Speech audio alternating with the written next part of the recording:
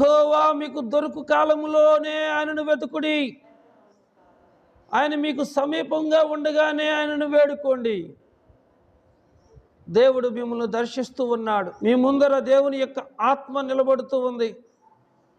దేవుడు మిమ్మల్ని దర్శిస్తూ ఉన్నప్పుడు దయచేసి ఎవరు అనాలోచనగా ఉండొద్దు. ప్రభువా మీరు నన్ను ధైర్యపరచండి. ప్రభువా నాకున్న కొదువులు మీరు చూడండి. ప్రభువా నాలో ఉన్నటువంటి బలహీనతలు మీరు చూడండి.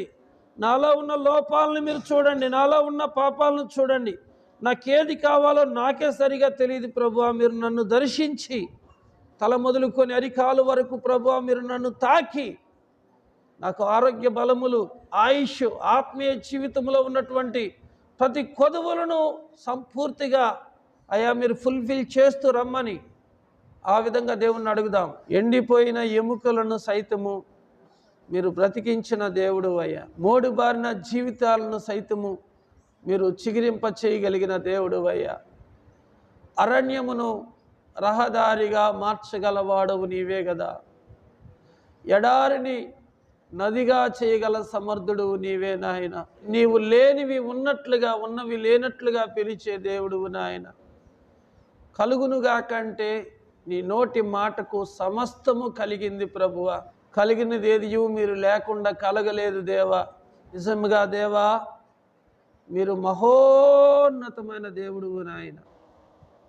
ఆకాశము, మహాకాశము, పర్వతములు, సముద్రములు, భూమి ఏది కూడా నిన్ను పట్టజాలవే. అలాంటిది ప్రభువా మా హృదయాలను మీ నివాస స్థలముగా ఏర్పాటు చేసుకున్న దేవా, మా హృదయాలలో నీకు నచ్చనివి, నీకు ఇష్టం లేనివి నివసిస్తూ ఉంటే ప్రభువా వాటిని మాలో నుంచి తొలగించి మీ ఆత్మకు యోగ్యమైనటువంటి గృహముగా నా హృదయాన్ని సిద్ధపరచండి తండ్రి. దావీదు కుమారుడా నా హృదయాన్ని నీ మందిరముగా మార్చుకోండి నాయనా. నీ ఆత్మకు నిలయముగా నా హృదయాన్ని చేయండి తండ్రి.